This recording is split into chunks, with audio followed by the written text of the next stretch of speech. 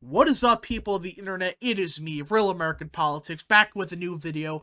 And today I wanted to talk a little bit about Russia and Ukraine and the fact that we have too many dumbasses in this world that think, oh, Russia and Ukraine, let's go to war over it. It's not smart, alright? But before we start today's video, though, if you enjoy these type of videos, hope you do, smash the like button down below, subscribe, share with your friends, hit the little bell, and yes.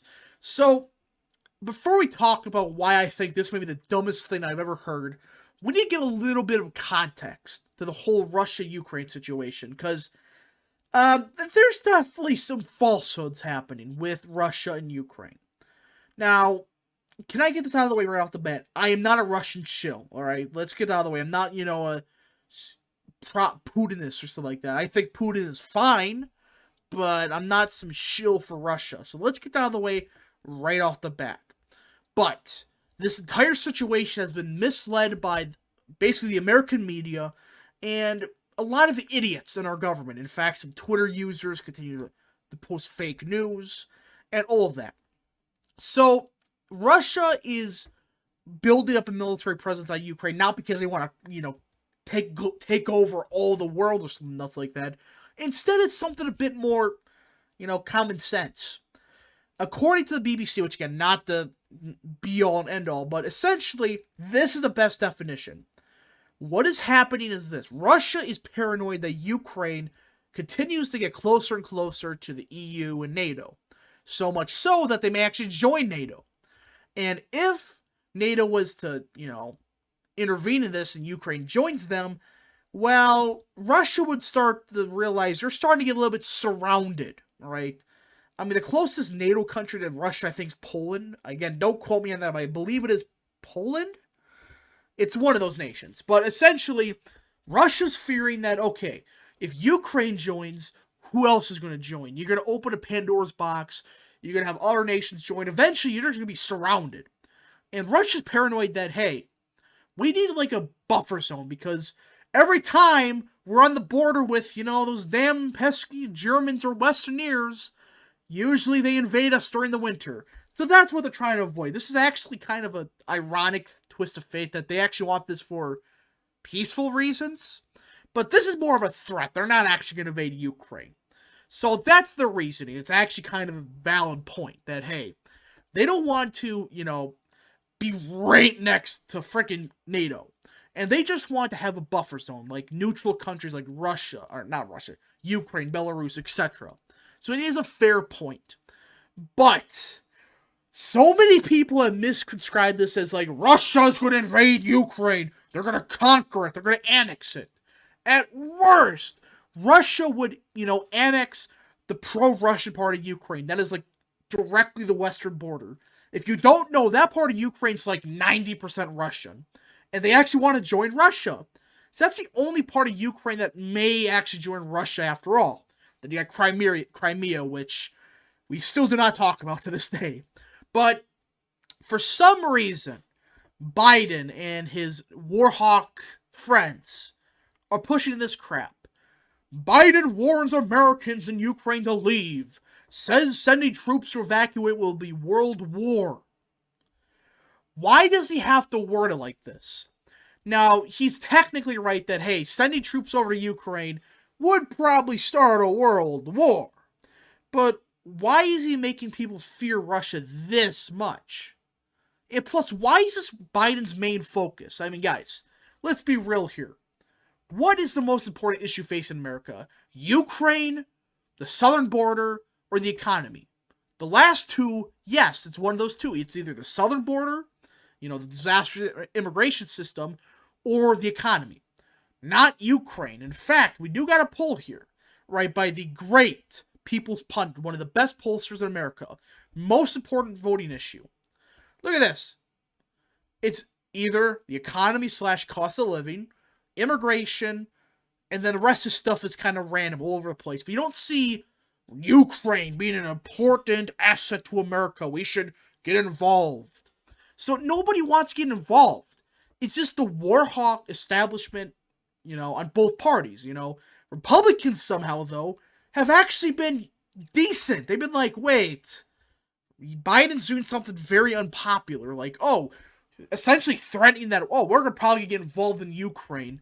We could capitalize on this. And by the way, people that say war with Ukraine's popular, no. A poll by Trafalgar proves this. And while it does show around 58% of Americans believe America should defend Taiwan, around like 85% believe the U.S. should have limited involvement in the event that Russia invades Ukraine. 85% say, no, we shouldn't get involved. Get the fuck out of here. But why is Biden so focused on Ukraine? All right, why is he making these fear-mongering statements? Why does he want to rally up the people and fight against Russia? 2 words. Hunter Biden. Technically a name, but you get the point. Hunter Biden is the main reason that potentially we're getting involved in this shit show. Which, by the way, I don't think is going to happen. I mean, this is just more of the threats. Here's what's happening. If you don't know the Hunter Biden situation, go look it up. It's disgusting.